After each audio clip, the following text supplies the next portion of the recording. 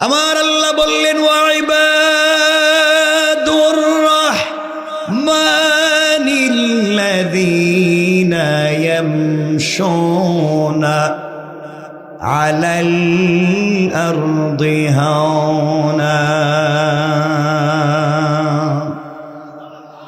আল্লাহ রাব্বুল ইজ্জত ওয়াল জালাল বলছেন, মুসলমানেরা, এই দুনিয়ার জমিনে যারা আমি আল্লাহর গোলাম দাবি করবে, আশিক রাসূল দাবি করবে, আমি আল্লাহর গোলাম নিজেকে মনে করবে, বান্দারে, আল্লাহর গোলামের এক নাম্বার গুণ হলো আমার গোলাম দুনিয়ার জমিনে কোনোদিন অহংকার করতে পারে না। এই বৃহত্তর মান্ডা এলাকায় আল্লাহ যাদেরকে টাকার মালিক বানিয়েছে, মিল ফ্যাক্টরির মালিক বানিয়েছে, শিল্প কল কারখানার মালিক বানিয়েছে, গাড়ির মালিক, বাড়ির মালিক বানিয়েছে, আপনার সম্পদ আর ক্ষমতার অভাব নাই। আপনি যদি দুনিয়ার জমিনে চলার পথে সম্পদের কারণে, ক্ষমতার কারণে অহংকার করে বসেন, আমার আল্লাহ চাইলে 10 তলা থেকে থাবড়াইয়া গাছতলায় নামাইয়া দিতে আমার আল্লাহর 1 মিনিটও দেরি হবে না। কণ্ঠে কিনা?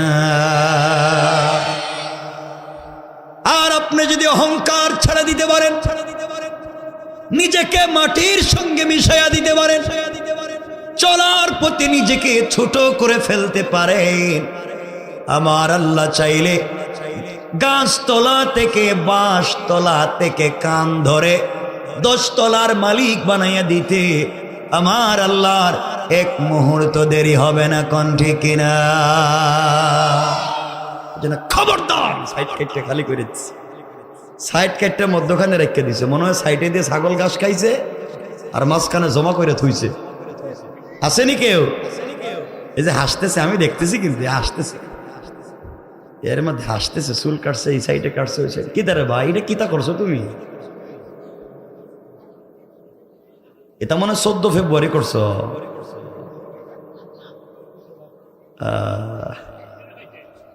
যাক, কষ্ট পাচ্ছেন আমার কথায়? কষ্ট পেয়েছেন? একটু হাত তুলে দেখেন তো দেখি কারা কারা কষ্ট পাইছেন। পাইছেন বলছি, এটা বুঝেননি? মানে আবেগের সাথে আমার কোনো সম্পর্ক নেই, বাস্তবতা এবং বিবেক, আপনার কমন সেন্স, আল্লাহ প্রদত্ত মেধা, এটাকে নিয়ে চিন্তা করবেন। আমরা খুব লম্বা চড়া কথা বলবো না, সংক্ষেপ কথা শুনবো। কোরআনে কারীমের 19 নম্বর পারা, 25 নম্বর সূরা, সূরা আল ফুরকানের 65 নম্বর আয়াত থেকে আমরা কিছু তিলাওয়াত শুনেছি। খুব সংক্ষেপে আমরা এখানে কিছু কথা শুনবো ইনশাআল্লাহ। বলেন না ইনশাআল্লাহ? আপনারা শিক্ষিত সচেতন এলাকার নাগরিক হিসেবে আপনাদের কাছে আমি 2টা প্রশ্ন করব, আশা করছি আপনারা প্রশ্নের জবাব দিয়ে আমাকে কথা বলবার সুযোগ করে দিবেন। 1 নম্বর জিজ্ঞাসা, যেটা আমাদের আলোচনার মূল ফোকাস, 1 নম্বর জিজ্ঞাসা, আপনারা যারা এখানে এসেছেন, আপনারা সকলে মানুষ কিনা? সকলে বলেন। কেমনে বুঝলেন? আপনারা যে অন্য কোনো প্রজাতির প্রাণী না, হুবহু মানুষই, এটা বুঝলেন কেমনে? বলেন। মা এবার বসে থাকলে তো হবে না, আমার সাথে কথা বলতেই হবে। এখানে রসুলে পাক কথা বলেছেন, সিদ্দিকে আকবর কথা বলেছেন। কেউ কথা না বুঝলে রসুল আবার বলতেন, না বুঝলে আবার বলতেন, যতক্ষণ না পাবলিক না বুঝছে ততক্ষণ বলতেন। এর অর্থ হলো, আমি যদি এখানে বসে আপনাদেরকে কথা বোঝাতে না পারি, আমি চেয়ারের যোগ্য নয়, আমি ব্যর্থ। যিনি বোঝাতে পারবেন তিনি বসে কথা বলবেন। কিয়ামতের দিনে আমি বিপদগ্রস্ত হতে চাই না। রব যদি বলে সময় নষ্ট করছিলে কেন, আমার গোলাম তো কিছুই বুঝেনি, আমি ঝামেলায় পড়তে চাই না। এই জন্য জবাব দিতে হবে, আপনারা মানুষ কেমনে? হ্যাঁ, এই যে বিবেক আছে আর কিতা আছে? আক্কেল। হেডে কোন ভাষা রে ভাই? বিবেক আছে। এই ভাই বলেছে বিবেক আছে। বিবেক যদি থাকে এই এলাকায় ফেন্সিডিল আবার কারবার করে কে? বিবেক যদি থাকে তাহলে কারা সুদ এবং ঘুষের কারবার করে? বিবেক যদি থাকে চাঁদাবাজি আর বদমাইশি এলাকায় করে কে? বিবেক যদি থাকে মসজিদ মাদ্রাসার জায়গা দখল করে কে? কথা বলছেন না কেন? বিবেকের নাম করে জাতিকে ধোঁকা দিচ্ছেন আপনারা। মানে রাখবেন, আপনারা মনে করতে পারেন আপনাদের হাত আছে, পা আছে, পঞ্চ ইন্দ্রিয় আছে, নাক কান চোখ মুখ আছে, দেখতে মানুষের মতো মনে হয়, এই জন্য আপনারা মানুষ। রব বলেছেন উলাইকা কাল আনআম, কিছু প্রাণীর হাত আছে, পা আছে, পঞ্চ ইন্দ্রিয় আছে, দেখতে মানুষের মতো মনে হয়। রব বলেছেন উলাইকা কাল আনআম, এরা চতুষ্পদ জন্তুর মতো। বালহুম আদল, মাঝে মাঝে তার চাইতে আরো খারাপ। রব বুঝাতে চাইলেন হাত পা নাক কান চোখ মুখ থাকলেই মানুষ হয় না। যদি দিলে আদর্শ আর চরিত্র ঠিক না থাকে, তাওহীদ আর রিসালাত যদি ঠিক না থাকে, দেখতে মানুষ হলেই মানুষ হওয়া যায় না। এই সমাজে অনেক মানুষ আছে যাদেরকে দেখতে মানুষের মতো মনে হয়, কিন্তু তাদের চরিত্র, তাদের কালচার, তাদের ব্যবহার, তাদের আদর্শ এই সমাজের কুকুরের চাইতে আরো খারাপ। দেখতে মানুষ, আল্লাহর কাছে এক পয়সারও দাম নাই। নমরুদও দেখতে মানুষ, আল্লাহর কাছে এক পয়সারও দাম নাই। ফেরাউনও দেখতে মানুষ, আল্লাহর কাছে কোনো দাম নাই। আবু জাহালও দেখতে মানুষ, আল্লাহর কাছে কোনো দাম নাই। আবু বকরও দেখতে মানুষ, আল্লাহর কাছে অনেক দামি। এই যে আবু বকর আবু জাহাল দুজনকেই দেখতে মানুষ, একজনের দাম আছে আর একজনের নাই। এই পার্থক্য আর ব্যবধান করেছে আদর্শ আর চরিত্রে। আবু বকরের যে আদর্শ আবুল আহাবের নাই, আবু জাহালের নাই। আবু বকরের যে তাওহীদ আর রিসালাত আবু জাহালের নাই। আপনাদেরকেও দেখতে মানুষের মতো মনে হয়, যদি আপনাদের চরিত্র ঠিক না থাকে আপনারাও দেখতে মানুষ আবু জাহালের মতো। কথা বলেন, আমার কথা বুঝছেন? না বুঝলে আবার বলবো। বুঝছেন? মনে রাখবেন, এই কথা আমরা পুরো আলোচনায় এই কথার উপরে নিয়ে আসবো। অর্থ দাঁড়ালো দেখতে মানুষ হলেই চলবে না, যদি চরিত্র আদর্শ ঠিক না থাকে। আদর্শ যদি ঠিক থাকে আর দেখতে যদি খারাপও লাগে, একবারে বেলালে হাবশি ইথিওপিয়ার মানুষের মতো দায় ছাড়াও যদি হয় আর চরিত্র ঠিক থাকে, সে জান্নাতি।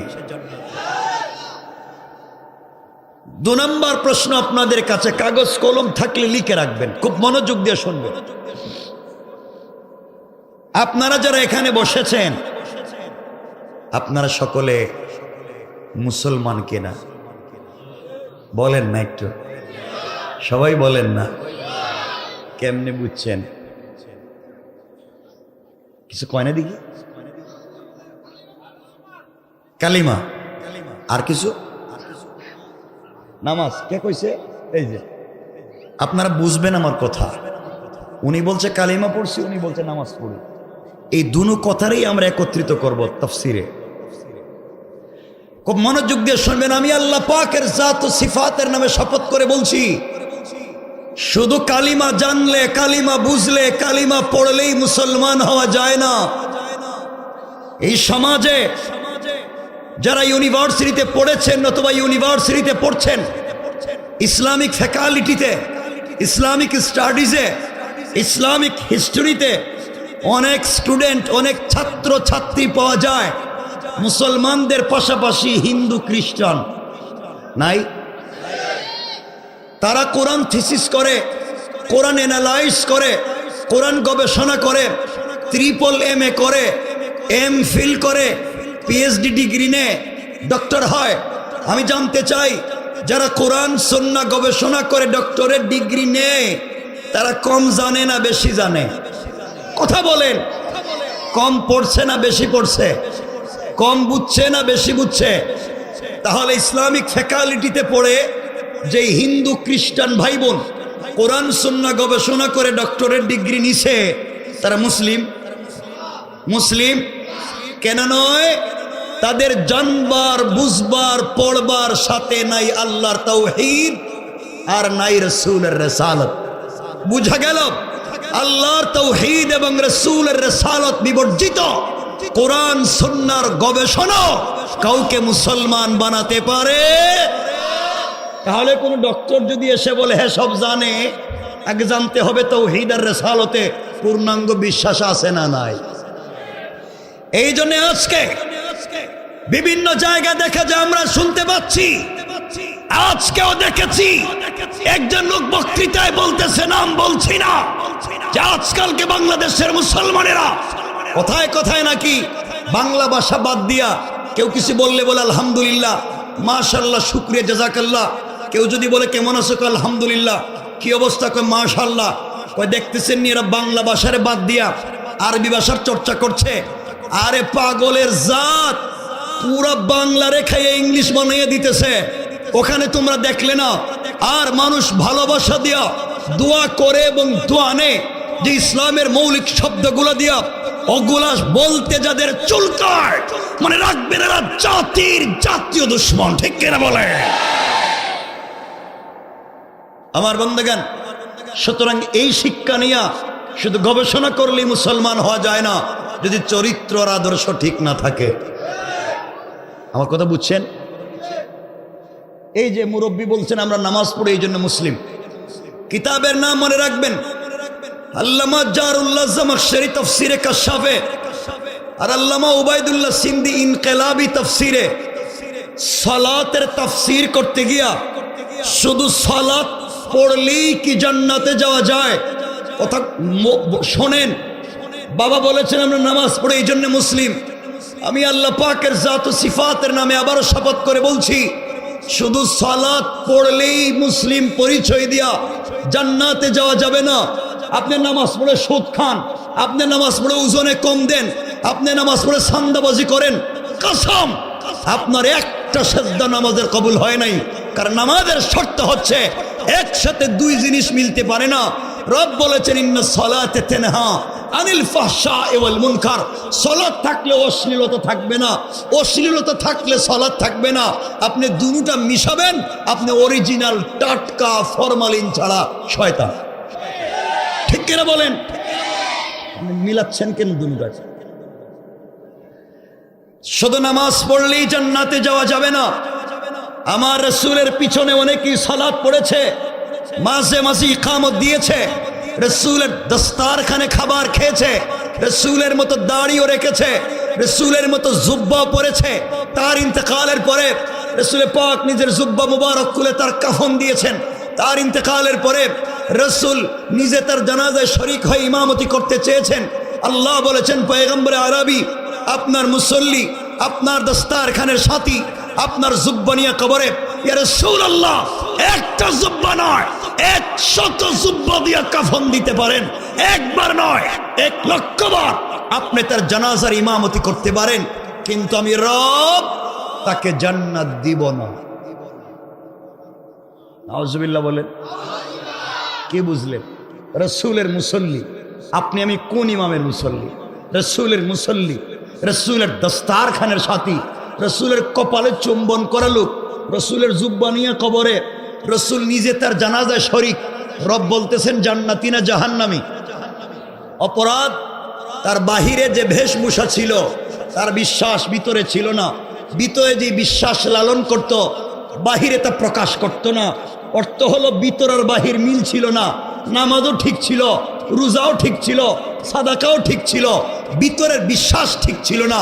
অর্থ হলো ভিতর বাহির মিল নাই, যাকে বলে মুনাফিক। আল্লাহ বুঝাতে চাইলেন আব্দুল্লাহ ইবনে উবাই ইবনে সালুল রাসূলের মুসল্লি হয়েও যেভাবে জাহান্নামী, ভাব তো ঠিকই ধরছিল। আপনাকে আমাকেও বাহিরে বাহিরে দেখতে তো ওলিয়া ওলিয়ার মতো মনে হয়, আপনার আমার বাহিরে বিশ্বাস পূর্ণাঙ্গ যদি ভিতরে না থাকে, আমরাও নামাজ পড়ে আব্দুল্লাহ ইবনে উবাইয়ের মতো মুনাফিক। কথা বলেন না কেন? আমি জানি আমার কথা কষ্ট পাইতেছেন আপনারা। আমি তো কথা বলার জন্য আসছি।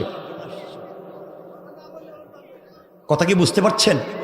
তাহলে বোঝা গেল শুধু সালাত, শুধু কালিমা আপনাকে জান্নাতে নিতে পারবে না যতক্ষণ পর্যন্ত পূর্ণাঙ্গ রাসূল পাকের আদর্শ আপনার বাস্তব লাইফে না আসবে, তাওহীদ আর রিসালাত পূর্ণাঙ্গ না হবে, একত্ববাদ বিশ্বাস পূর্ণাঙ্গ না হবে, আপনার কোনো ইবাদত আপনাকে জান্নাতে নিয়ে যেতে পারবে না। কারণ সালাত একটা ইবাদত, তাওহীদ নয়। এজন্য আমাকে তাওহীদ আর রিসালাত আগে ঠিক করতে হবে, এরপরে সালাতে আসতে হবে। নামাজও আছে, রোজাও আছে, হজও আছে, যাকাতও আছে, তাওহীদ নাই, রিসালাত নাই, অরিজিনাল ভণ্ড। কথা বলেন না কেন? পরিষ্কার পরিষ্কার। কারো সন্দেহ আছে? কারো কোনো প্রশ্ন আছে? ঠিক আছে। এই যে আপনারা ভাব ধরছেন, দাড়ি, টুপি, জুব্বা, পাঞ্জাবি, ওলিয়া ওলিয়ার মতো মনে হইতেছে আপনাদেরকে দেখা। এই ভাব ধরছেন কে রে? ঘটনা কি কন? এই ভাব ধরছেন কে রে? আর ভাবতেছেন এই ভাব ভঙ্গি দূরেই জান্নাতে চলে যাবেন? হ্যাঁ, খুব মনোযোগ দিয়ে শুনবেন আপনারা আমার কথাগুলা। এই যে আমিও দাড়ি রাখছি, আপনারাও দাড়ি রাখছেন, আর মনে মনে ভাবতেছি দাড়ি দেখাইয়া দেখাই জান্নাতে চলে যাইব। আজকাল কি তোমার আমার চাইতে বহুত লম্বা দাড়ি এই সমাজের বহুত হিন্দু এবং খ্রিস্টানেরাও রাখে, দেখছেন নি? তুমিও ভাব ধরছো, হেও ভাব ধরছে। আপনি বলবেন মাথায় সুন্দর একটা টুপি দিয়া অথবা ডিজাইন করে একটা পাগড়ি মাথায় দিলেই বুধ আল্লাহর ওলি হওয়া যায়, উনি বুধে বড় পীর সাহেব। মনে রাখবেন, এই পৃথিবীতে সব থেকে সুন্দর টুপি এবং সব থেকে ডিজাইন করা পাগড়ি যারা মাথায় দেয় তারা অধিকাংশই শিখ। শিখ শিখ শিখরে চিনেননি? দেখছেননি কোনোদিন? শিখের মাথায় পাগড়ি দেখছেননি? এরা সুডো দেয় না বড় দেয়? ডিজাইন কম না বেশি? ভাব তো হে বেশি ধরছে। আপনি কি ধরলেন? আপনি বলবেন হুজুর আমাদের তসবি আছে, ওদের তাসবি নাই। আরে বাবা, আপনি তো হাতের চিপায়, আঙ্গুলের চিপায় তাসবি রাইকা রাইকা পাবলিকের দেখাইয়া দেখাইয়া পড়েন। মসজিদের রাস্তায় পাবলিকের দেখাইয়া দেখাইয়া তাসবি পড়েন। আর আমাদের দেশে অনেক হিন্দুদের ব্রাহ্মণ ভাই বোন আছে, ব্রাহ্মণ, তারাও দেখবেন সকাল বেলা রাস্তায় তসবি পড়ে। তোমার আমার মতো দেখাইয়া না, তারা হাতে আগে একটা কাপড়ের ব্যাগ নেয়, এতটুকুন ব্যাগ, ব্যাগের ভিতরে হাত ঢুকায়, এর ভিতরে তসবি পড়ে। দেখছেন রাস্তাঘাটে এখন? দেখছেন? তুমি তো দেখাইয়া পড়ো, হে তো গোপনে পড়ে। ভাব তো হে ধরছে। কথা বলে না? বোঝা গেল শুধু ভাব ভঙ্গি ধরলেই হবে না। এই ভাব ভঙ্গি ধরে তো অনেকেই ভাব ধরে নিজের খারাপই, অন্যায়কে, অশ্লীলতাকে ঢেকে রাখতে চায়। ভাব ধরলেই হবে না যদি দিলে আদর্শ আর চরিত্র ঠিক না থাকে। ঠিক কিনা বলেন? পরিষ্কার কথা বুঝতে পেরেছেন? সমাজ তো পুরাটা নষ্ট করছেন আপনারা। কে কথা কয় না কেন? আরে বাবা, দোষ স্বীকার করলে তো মাপ পাইবেন, আর স্বীকার না করলে তো মাপ পাইবেন না। বলেন সমাজ নষ্ট করছে কে? সবাই কন, আবার কন, এই আপনারে। এখানে অনেক লোক আছে আযানের পরে মসজিদে নামাজে যায় না। রব বলেছেন হাইয়া আলাল ফালাহ, কল্যাণ আমার কাছে, কামিয়াবি আমার কাছে, ইজ্জত সম্মান আর সফলতা আমার কাছে। আর অনেক লোক আছে আযানের পরে মসজিদে নামাজে না গিয়া চার দোকানে বৈশা বৈশা টেলিভিশন দেখে। নাই? আর বদনাম, গীবত, শিকায়ত, সমালোচনা, চুগলখুরি, মুরব্বী সার দোকানে বসে বদনাম করতেছে। কার বউ কার সাথে বাইজ্ঞা গেল, কার ছেলে কার মেয়েরে নিয়ে গেছে গা, এই নিয়ে মুরব্বীর সার দোকানে টেনশনের শেষ নাই। আচ্ছা কোন তো মুরব্বীর কি এটা টেনশন করার জিনিস? কথা বলেন।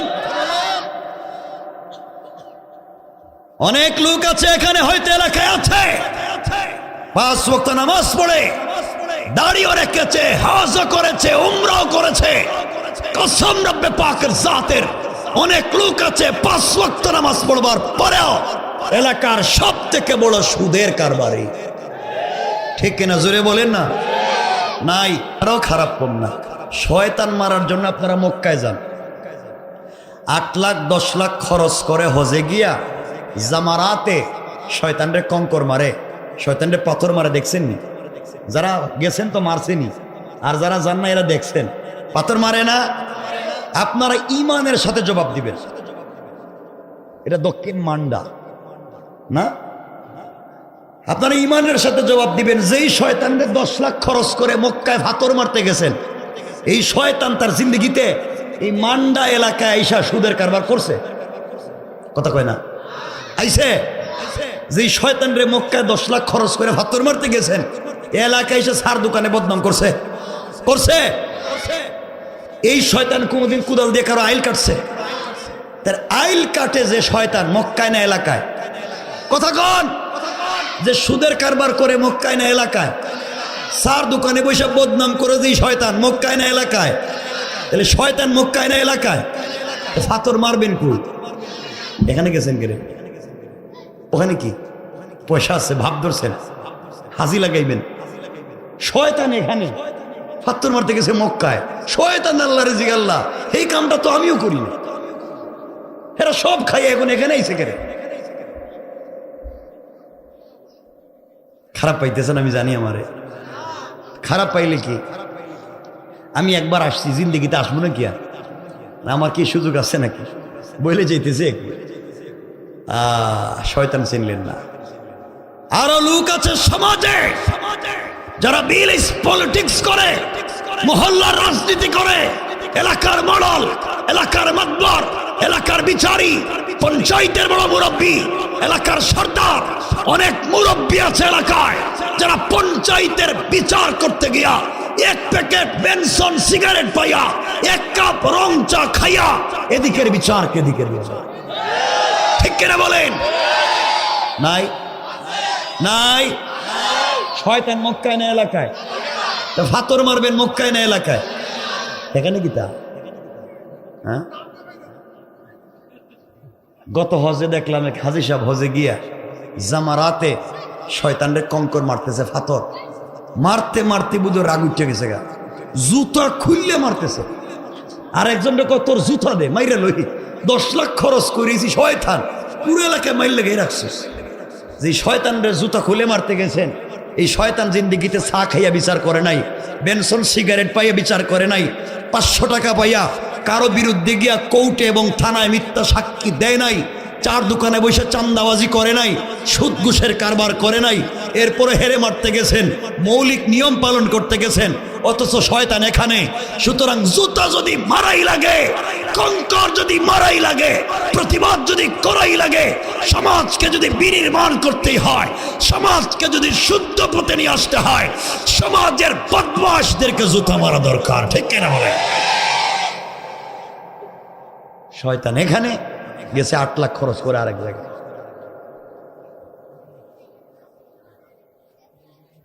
কত কথা বলবো, খারাপ পাইবেন আপনারা, বলতেছি না এজন্য।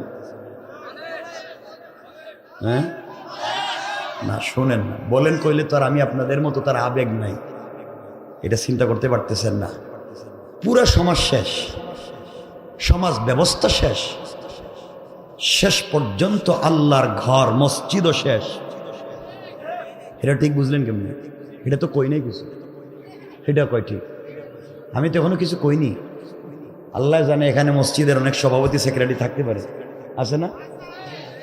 আপনারা খারাপ না, আপনারা মনে কিছু নিয়েন না, আপনারা ভালো মানুষ, এই জন্য ওয়াজে আইছেন, ওয়াজে সহযোগিতা করতেছেন, ভালো।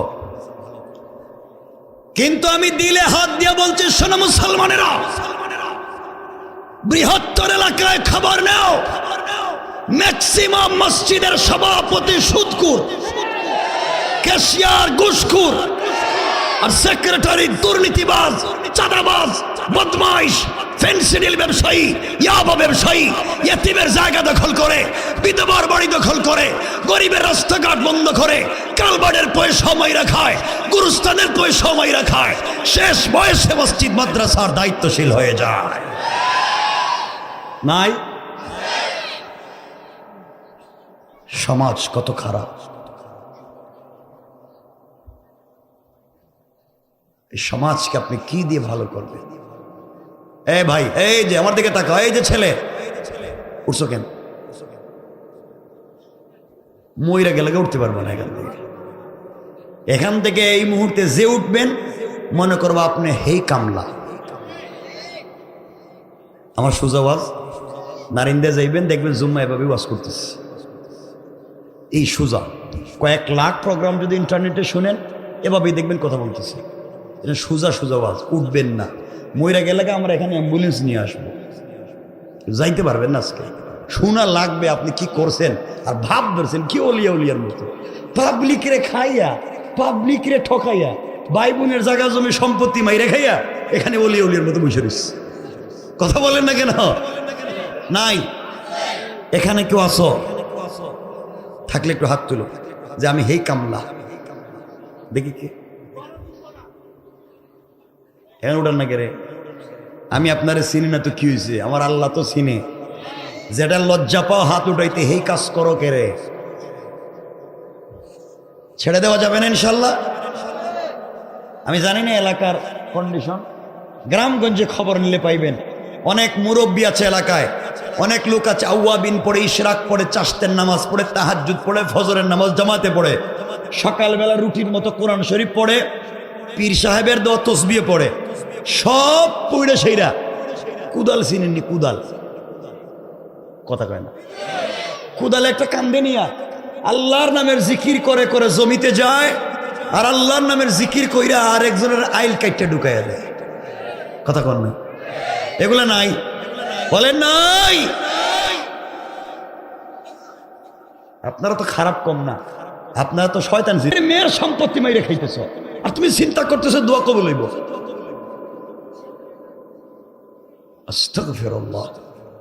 আমি জানি এগুলা সবাই বলবেন না, কারণ সবাই বললে তো ঝামেলা আছে। এজন্য আমি বলতেছি, কারণ এই এলাকায় তো আমার চাকরি নেই। আমার চাকরি যাইতো কেমন? ঠিক না? আর চাকরি থাকলে তো যাইতো। এজন্য কইতেছি, আল্লাহ হেফাজত করে বলে না আমি। কষ্ট হয় নাই তো? সমাজ এত নোংরা। আপনারা বলেন সমাজকে এভাবে থাকবে না ভালো হওয়া দরকার? সবাই বলেন। ভালো হতে গেলে, একটা সমাজ ভালো হতে গেলে গুণ লাগবে কমপক্ষে 8টা। কয়টা? কোরআনের 4টা, হাদিসের 4টা। এই 4 4 8 গুণ যদি অর্জন করতে পারি, মরলেই জান্নাত। সুবহানাল্লাহ। এটা আগামী বছর কইেন কেমন? 8 গুণ অর্জন করলে কোথায়? জান্নাত। কথাগুলো মনোযোগ দিয়ে শোনেন। আমার মুসলমান বন্ধুগণ, গভীর মনোযোগ। এই দুনিয়ার জমিনে আখিরি জামানার পয়গম্বর, সরকারে কায়নাত, দো জাহানের সরদার, নবী রহমত জনাবে মুহাম্মদ রাসূলুল্লাহ সাল্লাল্লাহু আলাইহি ওয়াসাল্লামকে আল্লাহ তাআলা জানিয়ে দিয়েছেন, বন্ধু আমার, দুনিয়ার জমিনে যারা আমি আল্লাহর গোলাম দাবি করবে, আশিক রাসূল দাবি করবে, আমি আল্লাহর গোলাম নিজেকে মনে করবে, দুনিয়ার জমিনে নিজেকে যারা আমি আল্লাহর গোলাম দাবি করবে, আল্লাহর গোলামের গুণ কি, কোয়ালিটি কি, কন্ডিশন কি, আমার আল্লাহ কোরআনে কারীমের 19 নম্বর পারা 25 নম্বর সূরা সূরাল ফুরকানের 63 নম্বর আয়াত থেকে এক এক করে বর্ণনা করতে লাগলেন। আমার আল্লাহ বললেন, ওয়া ইবাদুর রাহমানিল্লাযীনা ইয়ামশুনা আলাল আরদি হাওনা। আল্লাহ রাব্বুল ইজ্জত ওয়াল জালাল বলছেন, মুসলমানেরা, এই দুনিয়ার জমিনে যারা আমি আল্লাহর গোলাম দাবি করবে, আশিক রাসূল দাবি করবে, আমি আল্লাহর গোলাম নিজেকে মনে করবে, বান্দারে, আল্লাহর গোলামের এক নাম্বার গুণ হলো আমার গোলাম দুনিয়ার জমিনে কোনোদিন অহংকার করতে পারে না। এই বৃহত্তর মান্ডা এলাকায় আল্লাহ যাদেরকে টাকার মালিক বানিয়েছে, মিল ফ্যাক্টরির মালিক বানিয়েছে, শিল্প কল কারখানার মালিক বানিয়েছে, গাড়ির মালিক, বাড়ির মালিক বানিয়েছে, আপনার সম্পদ আর ক্ষমতার অভাব নাই। আপনি যদি দুনিয়ার জমিনে চলার পথে সম্পদের কারণে, ক্ষমতার কারণে অহংকার করে বসেন, আমার আল্লাহ চাইলে 10 তলা থেকে থাবড়াইয়া গাছতলায় নামাইয়া দিতে আমার আল্লাহর 1 মিনিটও দেরি হবে না। কোন ঠিক কিনা? আর আপনি যদি অহংকার ছেড়ে দিতে পারেন, নিজেকে মাটির সঙ্গে মিশাইয়া দিতে পারেন, চলার পথে নিজেকে ছোট করে ফেলতে পারেন, আমার আল্লাহ চাইলে গাছতলা থেকে, বাঁশতলা থেকে কান ধরে 10 তলার মালিক বানাইয়া দিতে আমার আল্লাহর 1 মুহূর্ত দেরি হবে না। কোন ঠিক কিনা?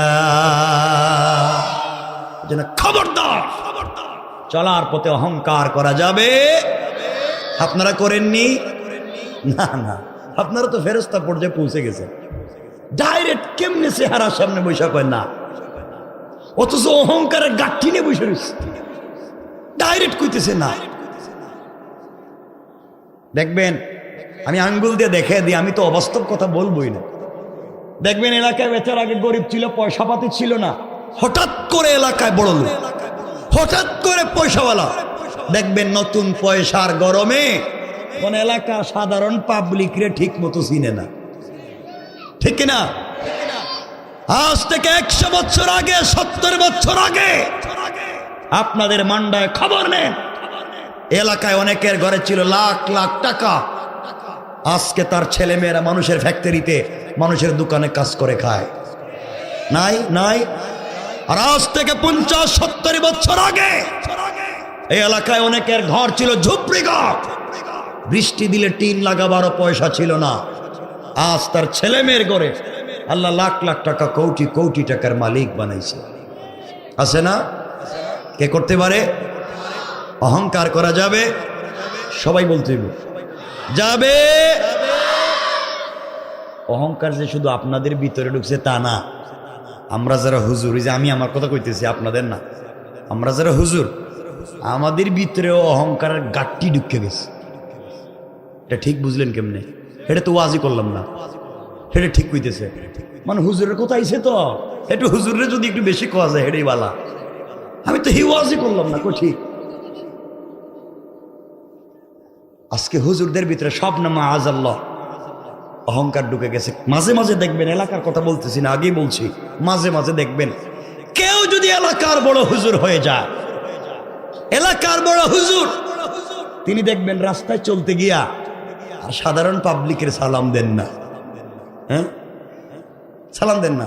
আমি বড় হুজুর, আমার সালাম দেও। এবার হুজুরের সালাম দিলে সালামের জবাব দেয় না, ঠিক আছে ঠিক আছে। ঠিক আছে কি? তা ঠিক আছে কি? বড় হুজুরের দিকে যাইতেছে, আপনি চিন্তা করলেন বড় হুজুরের সঙ্গে মুসাফা করি, ওয়াজে শুনছি বড় বড় হুজুরদের সঙ্গে মুসাফা করলে সগীরা গুনাহ মাফ হয়, হুজুর একটু মুসাফা। না না, ঠান্ডা লাগতেছে, হাত দেয় না। কিন্তু মুসাফার সময় যদি বড় হুজুরের হাতে, এই যে এটা কি তা, আরে কিছু না, হাদিয়া হাদিয়া, হাদিয়া, বড় হুজুর একটু হাদিয়া, হুজুর আমার ছেলে দিছিল, একটু হাদিয়া, থ্যাংক ইউ, ভেরি গুড, আবার আইসো আরো দিও, ঠিক কিনা? কেন তোমার এক এক জায়গায় এক এক চরিত্র কেড়ে, ঘটনা কি? কি শুরু হয়েছে সমাজে? এই জন্য আল্লাহর গোলামের 1 নাম্বার কোয়ালিটি, অহংকার করা যাবে। সবাই বলেন। এখন যদি আমরা আলোচনা শুরু করি, অহংকার করলে ক্ষতি কি, অহংকার ছেড়ে দিলে লাভ কি, এই টপিক আমাদের কমপক্ষে সময় লাগবে 3 ঘন্টা। এটার অলরেডি আলোচনা আছে ইন্টারনেটে। 3 ঘন্টা আর কি বসা যাবে? এটা কি মাথা খারাপ হয়েছে? এই জন্য শুধু এতটুকুন মনে রাখবেন যে অহংকার করা যাবে। সবাই বলেন ভাই, এই যে ভাই দাঁড়ায় হইছো কেন? বসো, আসো, দাঁড়ায় থাকবা তুমি। আল্লাহর গোলামের 2 নম্বর গুণ আল্লাহ বলছেন, ওয়াইদা খাতাবাহুমুল জাহিলুনা ক্বালু সালামা। আল্লাহ রাব্বুল ইজ্জত ওয়াল জালাল বলছেন, মুসলমানেরা, এই দুনিয়ার জমিনে যারা আমি আল্লাহর গোলাম দাবি করবে, আশিক রাসূল দাবি করবে, আমি আল্লাহর গোলাম নিজেকে মনে করবে, বান্দারে আমি আল্লাহর গোলামের 2 নম্বর গুণ হলো, আমার গোলামকে কেউ গালি দিলে গালির জবাব দিবে না, আঘাত করলে আঘাতের জবাব দিবে না, গীবত শিকায়ত সমালোচনা করলে জবাব দিবে না, বরং আমি আল্লাহর গোলামকে কেউ যদি গালি দেয়, আমার গোলাম গালির জবাবে গালি না দেয়া ওই ব্যক্তির জন্যে শান্তি আর সালামতের দোয়া করে যায়। পড়েন সুবহানাল্লাহ। আল্লাহর গোলামের 2 নম্বর গুণ, গালি দেওয়া যাবে? বলেন না যাবে? কেউ যদি গালি দেয়, খাতাবাহুমুল জাহিলুন, কোন জাহেল যদি গালি দিয়েও ফেলে, ক্বালু সালামা, তার জন্য শান্তির দোয়া করো, সালাম দেও। পড়েন ইনশাআল্লাহ। ইনশাআল্লাহ। আপনারা সালাম দেননি? একটু দেখি না ইনশাআল্লাহ কিতা। সব জায়গায় ইনশাআল্লাহ কই লইব? ইনশাআল্লাহ তো মানে আগামীতে। এতদিন কি করছো হেডে জিজ্ঞেস, সব জায়গায় ইনশাআল্লাহ মাইরা আমার বুঝ দিতে চায়। আমি তো হেই লোক না। একটু টেস্ট করে দেখি। একটা হাদিস, 2টা riwayat, মুসনাদে আহমদ, আনাস ইবনে মালিক আল আনসারী, শামাইল তিরমিজি, আম্মা জান আয়েশা সিদ্দিকা রাদিয়াল্লাহু তাআলা আনহা। আম্মা জান আয়েশা বলেন, খুব মনোযোগ দিয়ে শুনেন, রাসূল পাক সাল্লাল্লাহু আলাইহি ওয়াসাল্লাম, আমার কলিজার টুকরা প্রিয়তম স্বামী বিশ্বনবী, তিনি যখন ঘরে আসতেন, আম্মা জান আয়েশা বলেন, আমি ঘরের দরজার চিপায় দাঁড়িয়ে থাকতাম, পর্দার আড়ালে দাঁড়িয়ে থাকতাম, নবীজি যেন আমাকে দেখতে না পান। তিনি ঘরের দরজায় এসে আমাকে খুঁজে না পেয়ে আয়েশা বলে ডাক দিবেন, আর আমি ঘরের দরজা খুলে দিয়া জাপটি মেরে তাকে জড়িয়ে ধরে তার কপালে চুম্বন দিয়া আমি সর্বপ্রথম তাকে সালাম দিব। না সুবহানাল্লাহ বাদ দেন, কেমন?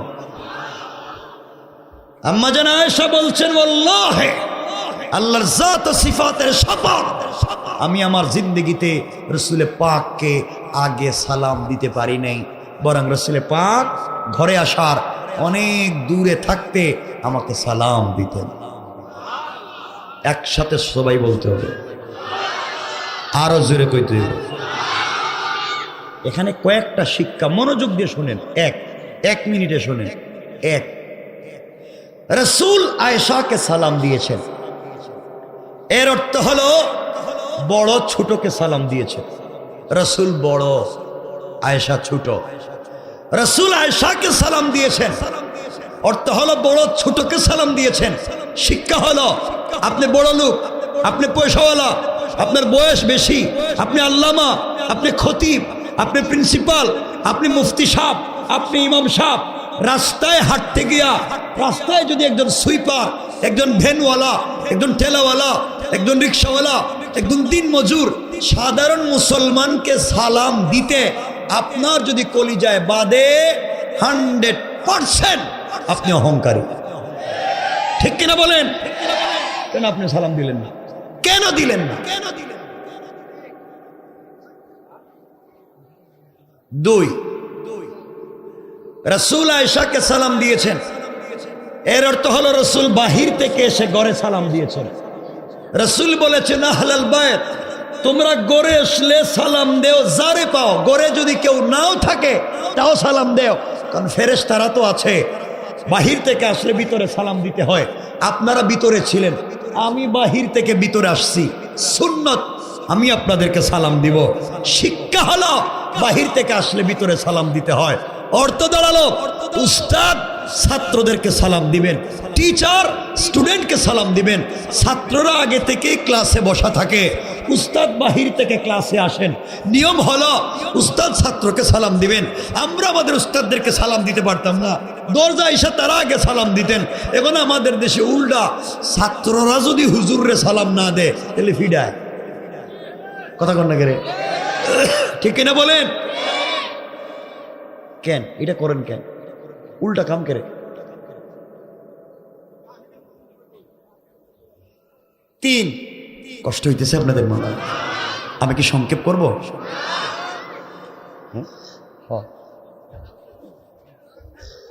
সারা রাত আসেননি আপনারা? কিছুক্ষণ পরে সবার ডায়াবেটিস হয়ে যাবে। আমার অভিজ্ঞতা আছে, 3-4 ঘন্টা বসে থাকি, কোনো আপত্তি নেই। সারা বছরই তো কথা কই, ওটা জানা আছে আমার, কিন্তু আপনারা পারবেন না। 3 নম্বর, খুব মনোযোগ দিয়ে শোনেন। রাসূল আয়েশাকে সালাম দিয়েছেন, এর অর্থ হলো স্বামী স্ত্রীকে সালাম দিয়েছে। রাসূলে পাক স্বামী, আম্মা জান আয়েশা স্ত্রী, রাসূল আয়েশাকে সালাম দিয়েছেন, অর্থ স্বামী স্ত্রীকে সালাম দিয়েছেন। শিক্ষা হলো আপনিও বাহির থেকে ঘরে গেলে আপনি সালাম দিবেন বউরে। ঠিক কিতা? আবার ঠিক কয়। আমি কি ঠিক কইতেছি না মিথ্যা কথা কইতেছি? তাহলে ঠিক কিতা? ইনশাল্লাহ বলেন, ইনশাল্লাহ বলেন, ইনশাল্লাহ। রসুল যদি নিজের বউরে সালাম দিতে পারছেন, আপনারা পারবেন না? সবাই কন, সবাই কন। এতদিন সালাম দিছেননি? এতদিন বউরে সালাম দিছেননি? মিথ্যা কথা কইবেন না কিন্তু, সবাই দিছেননি? মাঝে মাঝে দিছে। দেন না কেন? স্ত্রীর সালাম দেন না কেন? হ্যাঁ হ্যাঁ, কেটা কয়? কে কইছে লজ্জা লাগে? লজ্জা লাগে? ওরে আল্লাহর লজ্জা রে! বউরে সালাম দিতে লজ্জা করে, আর বউরে ফিডাইবার সময় লজ্জা কই যায়? হ্যাঁ, ওই সময় লজ্জা কই থাকে? ওই দিন একজন আমারে কইতেছে, বউরে ফিডাইতে ফিডাইতে, বউরে মারতে মারতে বউরে কইতেছে তুই আমারে আব্বা কো। নাউজুবিল্লাহ কন। বউ মায়ের খাইতে খাইতে পায়ে ধরে বলতেছে তুই আমার বাপ, এবার আমার ছেড়ে দে। হে বন্ধু বান্ধবের কাছে গিয়ে বলতেছে তোমরা আমার সিনোনিয়ামে কেডা? আমি বউরে বাপ ডাকে ছেড়ে দিছি। শয়তান আল্লাহ রিজিকে, আল্লাহ তুমি আমার শয়তান বানাইছিলা কেরে? এই কামটা তো জিন্দগি তো আমি করিনি না, শয়তান এই কাম করছে। জিন্দগিতে বউরে ফিডাইছে, বাপ ডাকাইছে, আর আপনারা বউরে ফিডাইয়া বাপ ডাকাইয়া এখানে বৈশা তসবিহ পড়তেছে। হ্যাঁ, এজন্যে স্ত্রীকে সালাম দিবেন, বলেন না ইনশাআল্লাহ? এই যে আপনারা দেখেন সান, এই যে মুরব্বীদের চেহারার দিকে তাকান, এরা হাসতেছে, এরা মুস্কি মুস্কি হাসতেছে।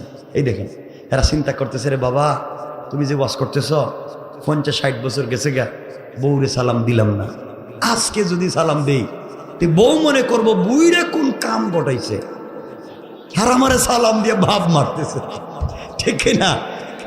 স্ত্রী যাই মনে করো, আপনি সালাম দিবেন, এই কথা কন কন ইনশাল্লাহ। এই ছেলেরা তোমরা যে ইনশাল্লাহ কইতেছ, তোমরা বিয়ে করতে আরো 30 বছর বাকি বেড়া। যারা বিয়ে করছে হেদেরই কইতে পারতেছি না, হ্যাঁ এখন ইনশাল্লাহ রেডি।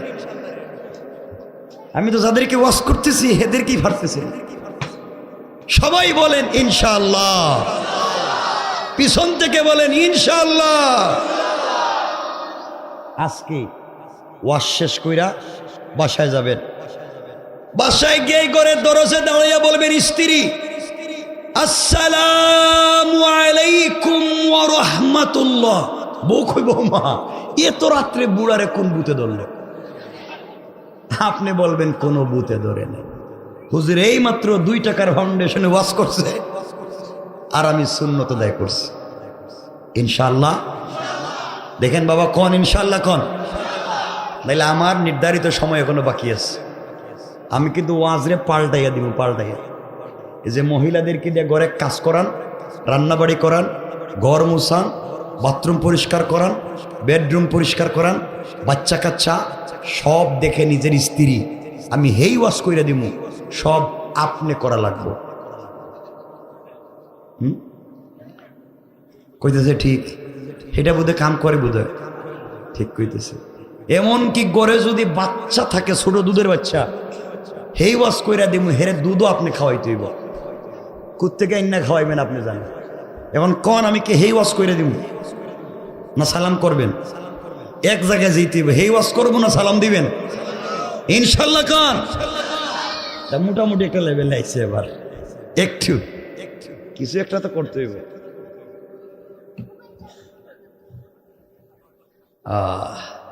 সালাম দিয়ে এবার একটা হাদিসে কুদসি বলি আর একটা হাদিস বলি। হাদিসে কুদসিতে আল্লাহ বলেছেন, যেই করে স্বামী স্ত্রীকে, স্ত্রী স্বামীকে ভালোবেসে মোহাব্বত করে সালাম দিবে, এই করে আমার আল্লাহ 100 থেকে 300টা বারাকাতের দরওয়াজা খুলে দিবেন। মেশকাত, বাবু তিব্বে ও রেকাক, ডাক্তার এবং ডাক্তারি, কোরআনিক সায়েন্স। রাসূল বলেছেন, কেউ যদি কোনো স্ত্রী তার স্বামীকে আদর করে সালাম দেয়, আর স্বামীও যদি স্ত্রীকে মোহাব্বত করে সালাম দেয়, তাদের হার্ট এবং কিডনিতে যদি কোনো রোগও থাকে, আল্লাহ বলছেন তিনি তাও মুক্ত করে দিবেন। তাহলে কেন দিবেন না সালাম? ইনশাআল্লাহ, ইনশাআল্লাহ।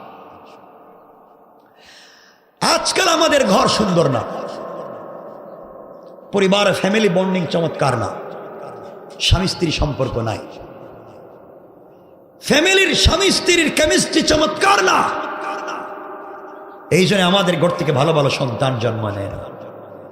আজকে আমাদের ঘর থেকে শাহজালাল, শাহপরান, জুনাইদ বাগদাদি, আব্দুল কাদের জিলানি, মুঈনুদ্দিন চিশতি, এমন আল্লাহর ওলিরা আমাদের মায়েদের ঘর থেকে জন্ম নেয় না। এর কারণ, আপনি যে সন্তানকে নিয়ে স্বপ্ন দেখেন, এই সন্তান তো স্বামী স্ত্রীর ব্লাড মিশ্রিত হয়, তৈরি হয়। আপনি স্বামী স্ত্রী যদি ভালো না হয়, এই সন্তান ভালো হওয়ার কোনো সম্ভাবনা নাই। কথা বলেন না কেন?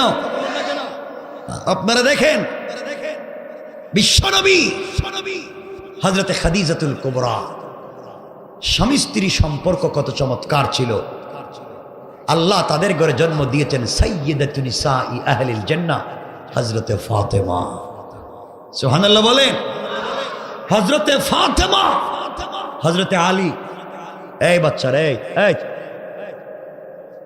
কি সমস্যা? হযরতে আলী এবং হযরতে ফাতেমা স্বামী স্ত্রী সম্পর্ক কত চমৎকার ছিল। আল্লাহ তাদের ঘরে জন্ম দিয়েছেন সাইয়্যিদা শাবাবি আহলিল জান্নাহ, জান্নাতি যুবকদের নেতা হযরত হাসান হুসাইন। সুবহানাল্লাহ বলেন না? চিন্তা করতে পারতেছে তাদের পরিবার কেমন ছিল আর আমাদের পরিবার কেমন হয়েছে?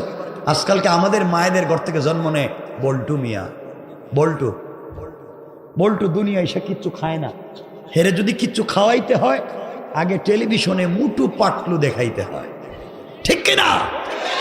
গেমস দেখাইতে হয়, নাটক সিনেমা দেখাতে হয়, নাহলে কিছু খাই না। এগুলোর থেকে আমাদের জাতিকে হেফাজত করতে হবে। পড়েন আমিন। তাহলে পরিবারকে সুন্দর করতে হলে কি করতে হবে? সালাম। কি কথা কয় না গেরে? সবাই কন, আজকে থেকে সালাম দিবে। আর মাঝে মাঝে, সববার না, মাঝে মাঝে ঘরে গেলে নিজের স্ত্রীর এবং নিজের বউরে মাঝে মাঝে মুখে উঠাইয়া খাওয়াইয়া দিয়ে ভালোবেসে। হ্যাঁ না, এখন আর ইনশাল্লাহ কইতো না তো, না বউরেও দেখতে পারে না দুই চোখে। বলছি মাঝে মাঝে স্ত্রীরে মাঝে মাঝে খাওয়াইয়া দিয়ে ইনশাল্লাহ। আমার রাসূল পুরা জিন্দগি আয়েশাকে খাইয়ে দিয়েছেন। আম্মাজান আয়েশাকে কুলে করে বাচ্চাদের মতো ঘুম পড়াইয়া দিয়েছেন। আম্মাজান আয়েশার কাপড় পরিয়ে দিয়েছেন। আম্মাজান আয়েশার মাথায় তৈল দিয়া, চিরুনি দিয়া চুলগুলা আছড়াইয়া চুলগুলা বেনি করে দিয়েছে। সুবহানাল্লাহ বলেন। আপনারা খাওয়াইতে পারবেন না? না পারতো না তো। মুরব্বীরা চিন্তা করতেছে, রে বাবা যদি খাওয়াই, বউ মনে করবো বুড়া মনে আমার বিষ খাওয়াইয়া আর এক বিয়া করতে চাইতেছে। খাওয়াইবেন ইনশাল্লাহ সবাই। জোয়ানেরা খাও, তোমাদের আওয়াজে সন্দেহ হইতেছে, এটা কই ইনশাল্লাহ। আমি কইছি সন্দেহ হইতেছে, কই ইনশাল্লাহ। তোমাদের আওয়াজে আমার সন্দেহ হচ্ছে যে এই দক্ষিণ মান্ডা এলাকার যুবকেরা মুহাব্বত করে ভালোবেসে তারা তাদের স্ত্রীকে মুখে উঠাইয়া সুন্নত আদায় করে খাওয়াতে পারবে না। তারা মুহাব্বত করে ভালোবেসে আদর করে মুখে উঠাইয়া খাওয়াইতে পারবে ওই পাশের বাসার ভাবিরে, ঠিক কিনা? এটা ঠিক কইছে কেডা রে? এটা ঠিক কইছে কেডা? এটা তো খারাপ দেখতেছে। নিজের স্ত্রীরে খাওয়াইবো কিচ্ছু কয় না, ভাবিরে খাওয়াইবো কয় ঠিক। তাহলে তোমাদের বউ ফিডাইব না, থেকে ফিডাইব? হেরে উল্টা বুঝে।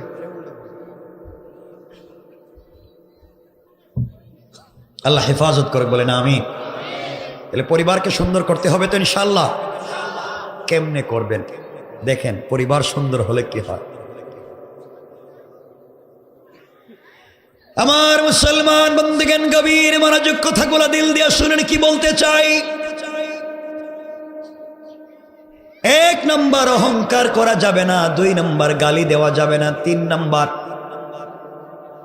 আমার আল্লাহ বললেন ওয়াল্লাযীনা ইয়াবীতুনা লিরাব্বিহিম সুজদান ওয়া কিয়ামা। আল্লাহ রাব্বুল ইজ্জত ওয়াল জালাল বলছেন, মুসলমানেরা এই দুনিয়ার জমিনে যারা আমি আল্লাহর গোলাম দাবি করবে, আশিক রাসূল দাবি করবে, আমি আল্লাহর গোলাম নিজেকে মনে করবে, বান্দারে আল্লাহর গোলামের 3 নাম্বার গুণ হলো আমার গোলাম বিপদে পড়ে গেলে রুকু করবে, আমার পায়ে সাজদা করবে, আমার পায়ে সুজদা ওয়া কিয়ামা। সুতরাং আজকালকে যারা আল্লাহর পা ছাড়া পীরের পায়ে সাজদা করে, মাজারে আর কবরে সাজদা করে, আল্লাহর কসম, আল্লাহর কসম, তারা পূর্ণাঙ্গ আল্লাহর গোলাম হতে পারে না। আল্লাহর গোলামের 4 নাম্বার গুণ আমার আলোচ্য আয়াত। আমার আল্লাহ বললেন ওয়াল্লাযীনা ইয়াকুলুনা রব্বানা সরিফ আন্না আযাব জাহান্নাম ইন্না আযাবাহা কানা গরামা। আল্লাহ রাব্বুল ইজ্জত ওয়াল জালাল বলছেন, মুসলমানেরা এই দুনিয়ার জমিনে যারা আমি আল্লাহর গোলাম দাবি করবে, আশিক রাসূল দাবি করবে, আমি আল্লাহর গোলাম নিজেকেই মনে করবে, বান্দারে আল্লাহর গোলামের 4 নাম্বার গুণ হলো সাকারাত শুরু হয়ে যাওয়ার আগে, গারগারা শুরু হয়ে যাওয়ার আগে, কবরে চলে যাওয়ার আগে, মালাকুল মউত আজরাইল পৌঁছে যাওয়ার আগে আমার যেই গোলাম গোটা জিন্দগির অপরাধের জন্য আমি আল্লাহর দরবারে হাত উঠে তওবা করবে, আল্লাহ রাব্বুল ইজ্জত ওয়াল জালাল বুঝাতে চাইলেন, বান্দারে 100 বছর যদি হায়াত পাও, 99 বছর 11 মাস 29 দিনও যদি আমার গোলাম নাফরমানি করে যায়, হায়াতে জিন্দেগির বাকি আছে মাত্র 1 দিন অথবা 1 ঘন্টা, এই সময়ের ভিতরেও যদি আমার বান্দা ফিরে এসে তওবা শুরু করে, আল্লাহ রাব্বুল ইজ্জত ওয়াল জালাল বলতে চাইলেন, গোলাম রে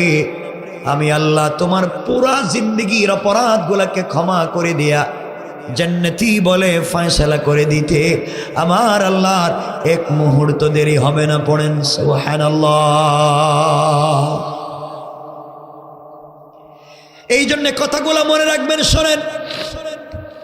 কিতাবের নাম মনে রাখবেন, আল্লামা জুলফিকার নকশবন্দি খুতুবাতে জুলফিকারে চমৎকার করে ছোট্ট একটা ঘটনা নিয়ে এসেছেন।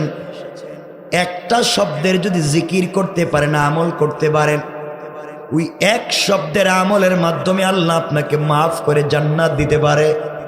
একটা শব্দ যদি জিন্দগিতে সফলতার সাথে সাথে আপনি কামিয়াবির সাথে একটা শব্দের আমল করতে পারেন, পৃথিবীতে আপনি যা চাইবেন আল্লাহ তাআলা আপনাকে তা দিয়ে দিবেন। পড়েন সুবহানাল্লাহ। আমি যে কথাগুলো বলতে চাই, এই দুনিয়ার জমিনে একজন বড় বুজুর্গ আলেম ছিলেন, যার নাম ছিল ইমামে আহমদ ইবনে হাম্বল রাহমাতুল্লাহি আলাইহি। ইমামে আহমদ ইবনে হাম্বল রাহমাতুল্লাহি আলাইহি চার মযহবের এক মযহবের ইমামের নাম। হানাফি মযহব, শাফিঈ মযহব, মালিকি মযহব, হাম্বলি মযহব, চার মযহবের এক মযহবের ইমামের নাম ইমামে আহমদ ইবনে হাম্বল। কথাগুলা দিল দিয়ে শুনেন, হয়তো লাইফের কামিয়াবি আর সফলতা চলে আসতে পারে। এই ইমামে আহমদ ইবনে হাম্বলের জিন্দেগি থেকে আপনাদেরকে বলতে চাই, ইমামে আহমদ ইবনে হাম্বল এত বড় বুজুর্গ আলেম ছিলেন, যিনি একটা রাত্রে কোরআনের একটা আয়াত থেকে 1 থেকে 300 পর্যন্ত মাসআলার ফতোয়া বের করতে পারতেন। পড়েন সুবহানাল্লাহ। ইমামে আহমদ ইবনে হাম্বল এত বড় বুজুর্গ আলেম ছিলেন, তার জামানায় তৎকালীন বাদশা খালকে কোরআনের মাসআলায় তাকে আঘাত করেছে, নির্যাতন করেছে, শরীর থেকে চামড়া উঠিয়ে দিয়েছে, হাড্ডির থেকে গোশত আলাদা করেছে, জেল গেটে নিজের মাকে দাঁড় করিয়ে সন্তানকে নির্যাতন করেছে। কোনোভাবে যেন তার থেকে একটা কথা বিচ্যুত করা যায়, জীবন দিতে চলেছেন, একটা কথাও বিচ্যুত বললেন না। ইমামে আহমদ ইবনে হাম্বল এত বড় বুজুর্গ আলেমের নাম। আমার বন্ধুগণ, এই দুনিয়ার জমিনে 4 থেকে 8 লক্ষ পর্যন্ত হাদিসকে হেফাজত করেছে। ইমামে আহমদ ইবনে হাম্বল এত বড় বুজুর্গ আলেমের নাম। এই পৃথিবীতে সব থেকে বড় হাদিসের কিতাব যেগুলা, যার মধ্যে সব থেকে অন্যতম মুসনাদে ইমামে আহমদ ইবনে হাম্বল, যার ভিতরে 40,000-এর বেশি হাদিস আছে। এই কিতাবটাও সংকলন করেছেন ইমামে আহমদ ইবনে হাম্বল। পড়েন সুবহানাল্লাহ। এত বড় বুজুর্গ আলেমের জিন্দেগি থেকে আপনাদেরকে বলছি, মনোযোগ দিয়ে শোনেন কয়েক মিনিট, আর লম্বা করতে চাই না, শোনেন। এই ইমামে আহমদ ইবনে হাম্বল রাহমাতুল্লাহি আলাইহি দ্বীনের দাওয়াতের জন্য, হাদিস সংগ্রহ করবার জন্য মাঝে মাঝে ঘর থেকে বের হয়ে যেতেন অনেক দূরে, 100 মাইল 1000 মাইল পর্যন্ত তিনি সফর করতে পারতেন। মনোযোগ দিয়ে শোনেন। একদিন ঘর থেকে বের হলেন, শীতের সময় ছিল, বৃদ্ধ মানুষ লাঠিতে ভর করে হাঁটতে লাগলেন, অসুস্থ শরীর নিয়ে সফর শুরু করলেন। দীর্ঘ পথ পর্যন্ত তিনি অতিক্রম করলেন, নিজের এলাকা ছেড়ে দিয়া অনেক দূর পর্যন্ত পৌঁছে গেলেন, আরেকটা মহল্লায়, আরেক এলাকায়, আরেক ডিস্ট্রিক্টে পৌঁছে গেলেন। সন্ধ্যা হয়ে গিয়েছে, অন্ধকারাচ্ছন্ন আকাশ হয়ে গিয়েছে, শীত পড়ে গিয়েছে, কুয়াশা পড়ে গিয়েছে। ইমামে আহমদ ইবনে হাম্বল চিন্তা করলেন, এই মুহূর্তে যদি আমি আবার বাড়িতে যেতে চাই। বৃদ্ধ মানুষ লাঠিতে বোট দিয়ে হাঁটি, শরীরে ঠান্ডার কাপড় নাই, রাস্তা দিয়ে হাঁটতে গেলে অন্ধকার রাত্রে কোথায় জানি পড়ে মরে যায়। এর চাইতে আজকে রাত্রেটা এলাকার কোনো একটা মসজিদে কাটাইয়া দেই, ফজরের সালাত পড়ে আবার হাঁটা শুরু করব, সকালবেলা ঠান্ডা কেটে গেলে দিনের বেলা সফর করে নিজের গ্রামে চলে যাব। এই চিন্তা করে ইমামে আহমদ ইবনে হাম্বল রাহমাতুল্লাহি আলাইহি এলাকার একটা মসজিদে, যে এলাকায় গিয়েছেন, এলাকার একটা মসজিদে মাগরিবের সালাত আদায় করলেন। সিদ্ধান্ত নিলেন ওই মসজিদে ঈশার সালাত আদায় করবেন। ঈশা পর্যন্ত মসজিদে আল্লাহর নামের জিকির করে করে কাটাইয়া দিলেন। ঈশার আজান হয়ে গেল, মসজিদে ঈশার সালাত আদায় করলেন। সিদ্ধান্ত নিলেন এই মসজিদে ফজরের সালাত আদায় করবেন। ফজরের পরে সূর্য উদিত হয়ে গেলে, শীত কেটে গেলে আবার সফর করবেন। ঈশার সালাত পড়ে সকল মুসল্লি চলে গিয়েছে। ইমাম আহমদ ইবনে হাম্বল রাহমাতুল্লাহি আলাইহি মসজিদের কর্নারে আল্লাহর নামের জিকির শুরু করলেন। তাসবিহ পড়তে লাগলেন, হাদিস পড়তে লাগলেন। দীর্ঘক্ষণ চলে গেল, সকল মুসল্লি চলে গিয়েছে। একমাত্র কেবলমাত্র শুধুমাত্র ইমাম আহমদ ইবনে হাম্বল যান নাই। এলাকার কেউ তাকে চিনে না। এলাকার কেউ অথবা স্টাফের কেউ, মসজিদের কেউ ডাক দিয়ে বলছে, আঙ্কেল, মসজিদের সকল মুসল্লিরা চলে গিয়েছে, আপনি দেখি যান না? আমরা মসজিদের গেট লাগাইয়া দিতে চাই, আপনি কি এখনো যাবেন না? ইমাম আহমদ ইবনে হাম্বল ডাক দিয়া বলছেন, জোয়ান রে, কে তোমাকে চিনতে পারলাম না যুবক। আমি একজন পথিক মুসাফির, আমার বাড়ি এলাকায় না, দিনের তাকাজা এলাকায় এসেছি। রাত গভীর হয়ে গিয়েছে, বৃদ্ধ মানুষ, আমাকে কেউ চিনে না। এই জন্য সিদ্ধান্ত নিয়েছি মসজিদে রাত্র কাটাইয়া দিব। কেউ চিনলে তো আমাকে হাত ধরে তার বাড়িতে নিয়ে যাইতো। আগন্তুক বলছে, আঙ্কেল, আমাদের মসজিদে রাত্রবেলা অপরিচিত কাউকে থাকবার কোনো পারমিশন নাই। ইমাম আহমদ ইবনে হাম্বল অনুনয় বিনয় করে বুঝালেন, সুন্দর করে বুঝালেন, আমি বৃদ্ধ মানুষ, পথিক মুসাফির, কোথায় যাব? এক কথায় কেউ তার কথা শুনল না। শেষ পর্যন্ত আল্লাহর বুজুর্গ আলেম ইমাম আহমদ ইবনে হাম্বলকে মসজিদ থেকে বের করে দিল। আল্লাহর ওলি, জামানার সব থেকে বুজুর্গ আলেম মসজিদ থেকে বের হয়ে গেলেন ঠান্ডার সময়। গভীর রজনীতে বের হয়ে গেলেন, একবারের জন্য নিজের পরিচয় দিলেন না। কথাগুলো দিলের কান লাগাইয়া শোনো। একবার যদি ইমাম আহমদ ইবনে হাম্বল পরিচয় দিতেন, আমি ইমাম আহমদ ইবনে হাম্বল জামানার বুজুর্গ আলেম। এলাকার মানুষ বের করে দেওয়া তো দূরের কথা, এলাকার নারী পুরুষ আবাল বৃদ্ধ বনিতা তার খিদমতে হাজির হয়ে যেত। কে খাওয়াবে, কে খিদমত করবে, কে দোয়া নিবে, তা নিয়ে লাইন ধরে ফেলতো। কিন্তু একবারের জন্য নিজের পরিচয় ওপেন করলেন না, নিজেকে ছোট করে ফেললেন। এই জন্য আল্লাহ তাআলা দুনিয়ায় তাদেরকে বড় বানাইছে, আখিরাতে বড় বানাইয়া দিয়েছে। আর ওই জায়গায় যদি ইমাম আহমদ ইবনে হাম্বল না হয় আমি হইতাম, আমরা কেউ হইতাম, আর আমাদেরকে কেউ এভাবে বের করে দিত। সাথে সাথে পকেট থেকে কার্ড বের করে দিয়ে বলতাম, দেখেন তো আমাকে চিনেননি?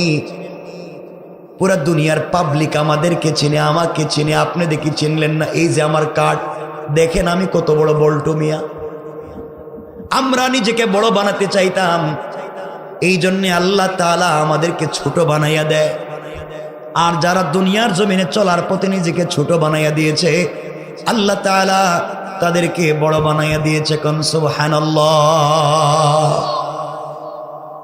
আমার বন্ধুগণ হাঁটতে লাগলেন দীর্ঘ পথ। অন্ধকার শীতে হাঁটতে হাঁটতে অনেক দূর পর্যন্ত পৌঁছে গিয়েছেন। লম্বা একটা বাজারে গিয়েছেন। বাজারে গিয়ে দেখেন বাজারের সবগুলা দোকান বন্ধ। শুধুমাত্র কেবলমাত্র বাজারের মধ্যখানে ঝুপড়ি একটা বাঙ্গা দোকান খোলা। দোকানের মধ্যখানে একটা জোয়ান বসে আছে, দোকানের সামনে চুলার মধ্যে আগুন জ্বলে। ইমাম আহমদ ইবনে হাম্বল ডাক দিয়া বলেছেন, জোয়ান রে, এই বাজারের সবগুলা দোকান বন্ধ, তোমার দোকান দেখি এই মুহূর্ত পর্যন্ত খোলা, তুমি কি দোকান বন্ধ করবে না? যুবক ডাক দিয়ে বলছে, আঙ্কেল, বুঝতে পেরেছি আপনি এলাকার কেউ না, আপনি নতুন মানুষ, এই জন্যে আপনি আমাকে চিনলেন না। এই বাজারের সবগুলা দোকানদার ফজরের পরে দোকান খুলে সন্ধ্যার আজান হয়ে গেলে বন্ধ করে দেয়। আর একমাত্র দোকানদার আমি, মাগরিবের আজানের পরে দোকান খুলি, ফজরের আজান হওয়া পর্যন্ত দোকান চালাই। 30 বছর থেকে এই বাজারে গভীর রজনীতে ঝুপড়ি করে আমি দোকানদারি করি। এইভাবে আমার জীবন চলে যায়। লম্বা হয়ে যাচ্ছে না? লম্বা করার দরকার নেই, বলছি লম্বা হয়ে যাচ্ছে তো, আর লম্বা করার দরকার নেই। না না। আর শোনেন, আমি বলছি এখানে অনেক বুজুর্গ ওলামায়ে কেরাম বসা, এই এলাকার সমস্ত ওলামায়ে কেরাম আছে, তাদের কাছ থেকে কথা শোনেন। আমি তো অনেক কথা বলছি, 1.5 ঘন্টা না। শুনেন বলতেছে, দেখতেছে না ঘুম ঘুম আওয়াজ হইতেছে, খালি বৃষ্টি আরম্ভ হইব, আমার রাইকা কেউ থাকবেন না এখানে।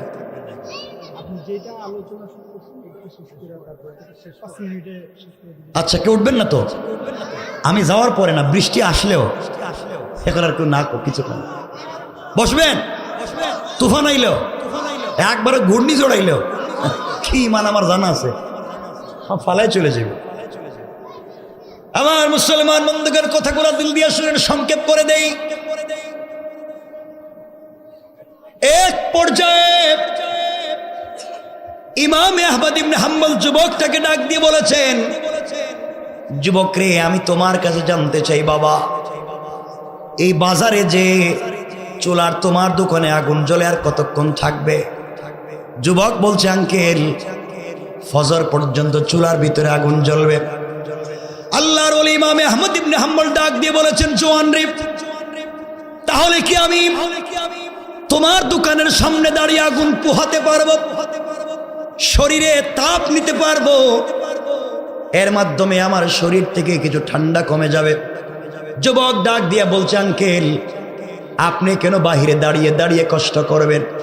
আমি সারা রাত দোকানের ভিতরে থাকবো, আপনিও দোকানের ভিতরে আসেন, ফজরের আজান হয়ে গেলে আমিও চলে যাব। ইমাম আহমদ ইবনে হাম্বল যেই দোকানের ভিতরে প্রবেশ করলেন, আর নিজেকে সামলিয়ে রাখতে পারলেন না, আর নিজেকে সহ্য করতে পারলেন না। তাকায়া দেখেন দোকানের ভিতরে আশ্চর্য কারবার।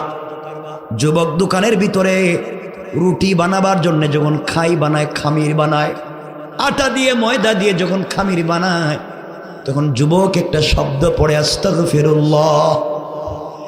এক শব্দ, শুধুমাত্র আস্তাগফিরুল্লাহ। কমপ্লিট রুটি তৈরি হয়ে গেলে চুলার ভিতরে দিয়ে আবারও পড়ে আস্তাগফিরুল্লাহ। ওখান থেকে রুটি উঠে নির্ধারিত জায়গায় রেখে দেয়, আবার পড়ে আস্তাগফিরুল্লাহ। কেউ যখন তার কাছে রুটি কিনতে আসে গভীর রজনীতে, হাতের মধ্যে রুটি দিয়ে আবারও পড়ে আস্তাগফিরুল্লাহ। ইমাম আহমদ ইবনে হাম্বল আশ্চর্য হয়ে গেলেন, ডাক দিয়ে বলেন, জওয়ান রে, কি হয়েছে বলো? কোনো কথাই বলতে চাও না, শুধু আস্তাগফিরুল্লাহ বলছো, কারণ কি জানতে চাই? জওয়ান বলছে, আঙ্কেল, আমার বয়স এখন 50 বছর। 20 বছর বয়সে এই বাজারে দোকানদারি শুরু করেছি। 30টা বছর থেকে বাজারে দোকানদারি করি।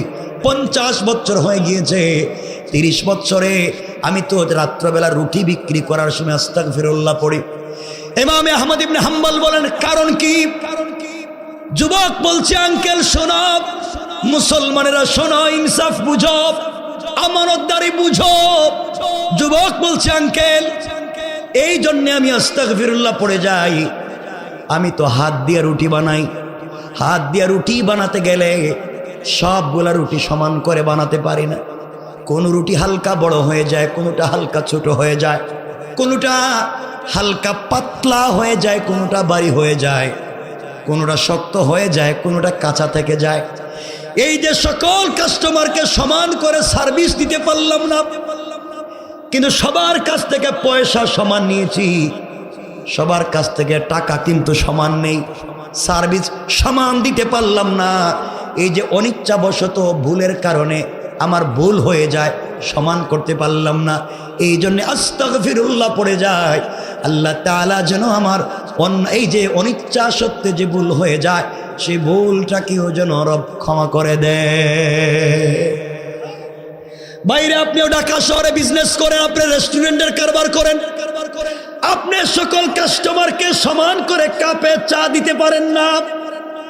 কারো কাপে চা বেশি হয়ে যায়, কারো কাপে চা কম হয়ে যায়, কারোটায় চিনি কম হয়, কারোটায় বেশি হয়, কারোটায় দুধ পাতলা হয়ে যায়, কারোটায় ভারী হয়ে যায়।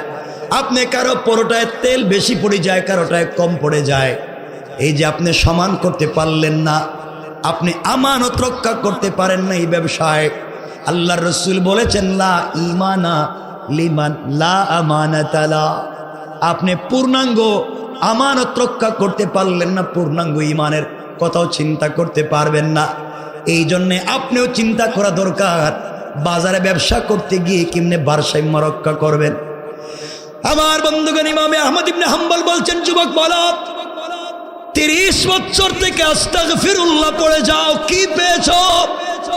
যুবক বলছে, আঙ্কেল 30 বছরে আস্তাগফিরুল্লাহ পড়ে আমি যা পাইছি, আমার মন বলছে এই পৃথিবীর কেউ তা পায় নাই। ইমামে আহমদ ইবনে হাম্বল জানতে চাইলেন, কি পেয়েছো? এবার যুবক বলছে, আঙ্কেল ও পরিচিত, আপনি জিজ্ঞাসা করেছেন, শুনেন। 1 নম্বরে ভাঙ্গা ঝুপড়ি ঘর দোকানে গভীর রজনীতে কয়েক টাকার রুটি বিক্রি করি, এই পয়সা দিয়ে আমার পরিবার চালাই।